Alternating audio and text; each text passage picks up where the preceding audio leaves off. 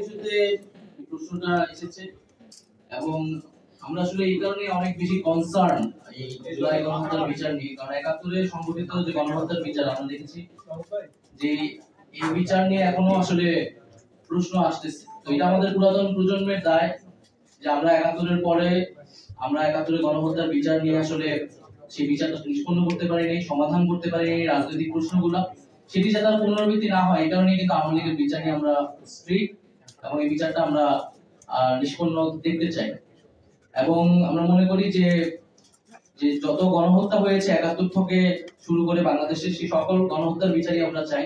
তবে রাজনৈতিকভাবে এই মুহূর্তে বাংলাদেশের সবচেয়ে গুরুত্বপূর্ণ কনসার্নের জায়গাটা হচ্ছে আওয়ামী লীগ।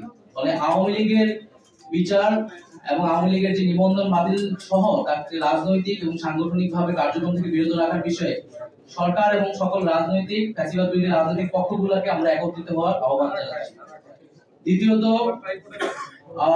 এখানে আমরা মনে করি যে নির্বাচন বা রাজনৈতিক দল কার্যক্রম করতে পারবে কি পারবে না এটি সম্পূর্ণই রাজনৈতিক সিদ্ধান্ত, এবং এই সিদ্ধান্ত নেওয়ার এখতিয়ার কেবল মাত্র সরকার, রাজনৈতিক দলগুলো, বিদ্যমান রাজনৈতিক দলগুলো এবং জনগণের রয়েছে। সেখানে সেনাবাহিনী কিংবা রাষ্ট্রীয় এমন কোন প্রতিষ্ঠান তাদের আসলে এই বিষয়ে কোনো ধরনের মন্তব্য, পরিকল্পনা বা সিদ্ধান্ত প্রস্তাবনা দেওয়ার কোনো ধরনের এখতিয়ার নেই। তো আমরা মনে করি যে এই ধরনের চর্চা যাতে বাংলাদেশে না হয়, রাজনৈতিক সিদ্ধান্তগুলো রাজনৈতিক মহলই নেবে। ল এন্ড অর্ডার সিচুয়েশন নিয়ে আমাদের মধ্যে অনেক প্রশ্ন রয়েছে। তো এইসব বিষয়গুলো নিয়ে কথা বলার জন্য আমাদেরকে আহ্বান জানানো হয়েছিল।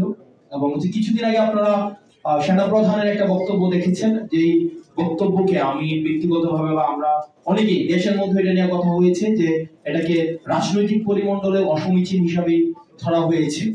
যে অন্তর্বর্তীকালীন সরকার প্রধানকে যেভাবে অ্যাড্রেস করা হয়েছে, যেভাবে অন্তর্বর্তী যে ইনক্লুসিভ যে নির্বাচনের দিকে নির্বাচনের ইঙ্গিত করা হয়েছে আওয়ামী লীগ সহ, তো সার্বিক বিষয়ে যখন আলোচনার কথা বলা হয়েছে তখন গিয়েছিলাম।